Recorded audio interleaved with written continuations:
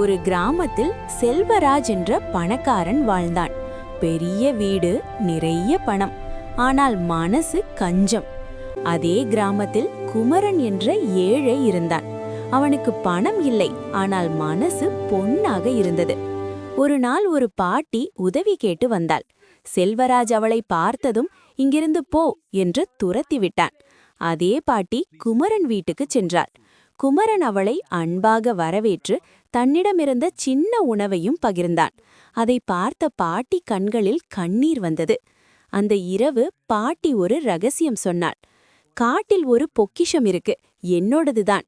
நீ உதவி பண்ணினா அதில் பாதி உனக்கு தர்றேன். குமரன் பேராசை இல்லாமல் உதவினான்.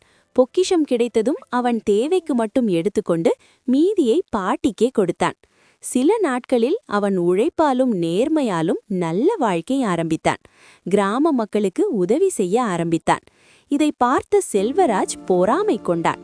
நானும் அந்த பொக்கிஷம் தேடணும் என்று இரவில் காட்டுக்கு போனான். ஆனால் அவன் போன நேரத்திலே அவன் வீட்டில் தீ விபத்து. அவன் சேமித்த எல்லா செல்வமும் ஒரு நிமிஷத்தில் அழிந்து போனது. அவன் கையில் ஒன்றும் இல்லாமல் போனான். அப்போதான் அவனுக்கு புரிந்தது, பணம்தான் செல்வம் இல்ல, நல்ல மனசுதான் உண்மையான செல்வம். ஸ்டோரி: நல்ல மனசு கொண்டவன் எப்போதும் ஜெயிப்பான். பேராசை இறுதியில் நாசம்தான் தரும். இந்த கதை உங்களுக்கு பிடிச்சிருந்தா லைக் பண்ணுங்க, ஷேர் பண்ணுங்க. மறக்காம நம்ம சேனலை சப்ஸ்கிரைப் பண்ணிக்கோங்க.